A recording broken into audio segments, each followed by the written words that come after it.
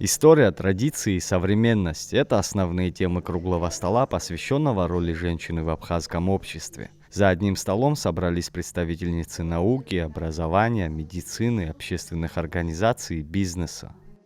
Приветствую всех участников круглого стола. Как было сказано, проводим в преддверии самого, наверное, доброго, самого теплого праздника в году, именно 8 марта. Хотел бы сказать, что такая тайная задача у нас стоит – понять, как женщины в современных условиях умудряются достигать высот и в профессиональной деятельности, и при этом сохранять тепло и уют дома. Женщина, помимо того, что она хранительница очага, она судья, она министр, она защищает права человека, и она врач, который посвящает себя своим пациентам, или педагог. И как это удается и как это получается, я понимаю, что мы сегодня с вами не получим на это ответ, но чтобы этот круглый стол позволил нам с вами сделать какие-то итоги и продолжить дальнейшее сотрудничество и понести тот опыт, который у вас есть, поколениям следующим, молодежи подрастающей нашей. И там речь идет о мотивационных встречах с девушками, и каждая из вас есть о чем им рассказать. Обсуждения начали с исторической темы. Историк Альдона Салакай отметила, что несмотря на представление о патриархальном укладе, женщины всегда играли важную роль в жизни абхазского общества. Потому что женщина издревле в Абхазии имела свою определенную роль, и она была наравне с мужчиной. Сегодня говорят многие, что кавказские женщины и во время советской власти, советской идеологии, когда говорили о патриархальном укладе абхазского общества, кавказского общества, женщины были отсталые, необразованные, и лишь советская власть дала им путь к развитию, к образованию и право голоса. Совершенно с этим не согласна. Отдельный блок дискуссии был посвящен женщинам в военные годы. Участники говорили о матерях, медицинских работниках и добровольцах, которые в тяжелое время стали моральной опорой общества. Переломный пример в истории Отечественной войны народа Абхазии, где женщина, собственно говоря, она переломила ход истории вот тогда и привела нас к победе. Это мартовское наступление, которое мы сейчас будем через несколько дней отмечать. 222 бойца были на оккупированной территории Абхазии за Гумистол, и они не выдавались семьям погибших. И вот тогда в Доме культуры в Гудовотах, где тогда находилось все наше правительство, весь наш народ, выступила мать двоих детей, чей сын уже был погибший, а другой, она не знала его судьбы. И она сказала: сейчас нам не время рассуждать об этом, они лежат и покоятся на нашей земле. Наш долг сейчас освободить столицу, нашу родину, а потом воздать им должные почести.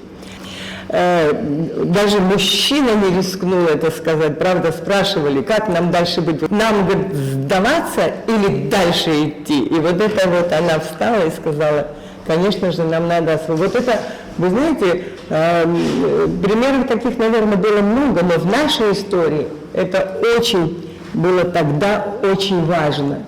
Не обошли вниманием и современные вызовы, профессиональную реализацию женщин, совмещение карьеры и семейной жизни, а также стереотипы, связанные с так называемыми женскими профессиями. И на самом деле современная экономика диктует свои правила, и стереотипное мышление о каких-то женских или мужских профессиях, вот, на мой взгляд, очень такой нехороший тренд. Тем не менее, не стоит забывать об элементарных сложившихся традициях, которые в подавляющем большинстве случаев не нужно искусственно, революционно пытаться искоренять. Есть совершенно цивилизованные эволюционные пути развития. Другое дело, что наше во многом традиционное патриархальное общество возлагает на женщин прежде всего роль матери, хранительницы домашнего семейного очага.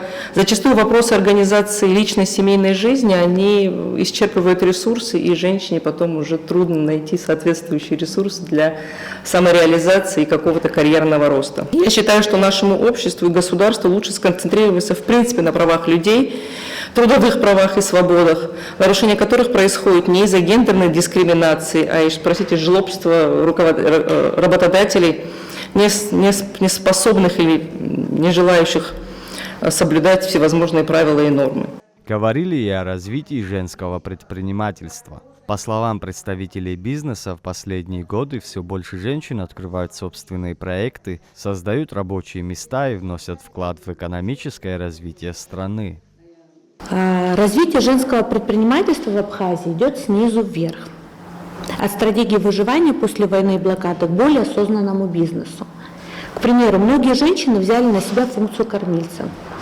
Всем нам известно, открыли мелкую торговлю, услуги, сельскохозяйственные какие-то мероприятия. Часть из этих форм выживания превратилась в устойчивый бизнес. Опыт быстрой адаптации к кризису сделал женщин более гибкими и готовыми к любому виду работы ради выживания семьи, что стало естественной точкой входа в предпринимательство. Вот если говорить честно, все мы стали кем-то изначально, да, особенно после блокады и войны, мы стали руководить, мы стали бизнесом заниматься только из-за необходимости. Из-за необходимости, потому что пришлось содержать семью.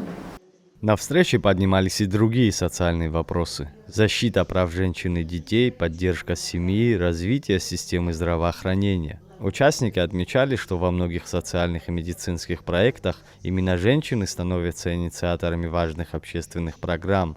По итогам встречи была принята резолюция. В документе говорится о необходимости расширять образовательные и просветительские проекты, поддерживать программы наставничества для девушек и развивать площадки для общественного диалога. Заур Кварча, Евгений Сильченко, Абаза ТВ.